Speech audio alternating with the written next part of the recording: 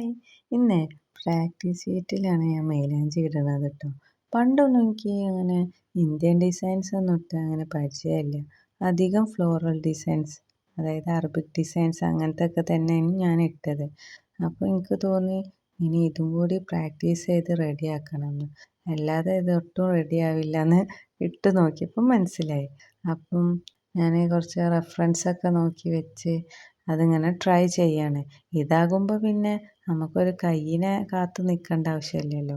ആ കയ്യിൻ്റെ അവകാശിക്കും നമുക്കും ഒക്കെ ഒരു ടൈം ഒരേപോലെ ഒത്തു വരുമ്പോഴല്ലേ ഇട്ടുകൊടുക്കാൻ പറ്റുള്ളൂ. പിന്നെ വെറുതെ ഇരിക്കുന്ന ആൾക്ക് കൈമേൽ ഫുൾ മൈലാഞ്ചി ഇടാനൊന്നും അത്ര കണ്ട് താല്പര്യം ഉണ്ടാവില്ലല്ലോ ബ്രൈഡൽ ഡിസൈൻ ആകുമ്പോൾ. ഇതുപോലെയാണ് ഞാൻ ഇടാൻ ട്രൈ ചെയ്തത് കേട്ടോ. പിന്നെ ഇതെങ്ങനെ ഉണ്ടെന്ന് നിങ്ങൾ കണ്ടിട്ട് പറയണേ. ഇനി ഇതുപോലെ ഓരോ ഡിസൈൻസ് ട്രൈ ചെയ്യാനും ഏതൊക്കെ എങ്ങനത്തെയൊക്കെ മോഡൽ ട്രൈ ചെയ്യണം എന്നൊക്കെ കമൻറ്റിലൂടെ അറിയിക്കണേ. എന്നാൽ അതും എനിക്ക് ട്രൈ ചെയ്ത് നോക്കാമല്ലോ. ഇനിയാണ് എനിക്ക് ഏറ്റവും ചങ്ക് തകർന്നൊരു നിമിഷം. നമ്മൾ ഇത്രയും കഷ്ടപ്പെട്ട് ഇട്ട ഡിസൈൻസ് ഇങ്ങനെ വൈപ്പ് ചെയ്തെടുക്കുക എന്ന് പറയുമ്പോൾ ഒരു സങ്കടമാണ്.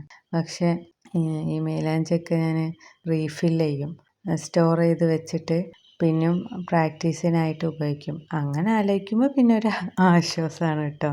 പിന്നെ ഇതുപോലെ അങ്ങനെ ആദ്യം ഇട്ടതൊക്കെ ഒന്ന് ഉണങ്ങിയിട്ടുണ്ടാവും. അപ്പോൾ ഞാൻ അതൊന്ന് നനച്ച് വെച്ചതിൻ്റെ ശേഷമാണ് അങ്ങനെ വൈപ്പ് ചെയ്തെടുത്താണ്ട് സ്റ്റോർ ചെയ്യൽ.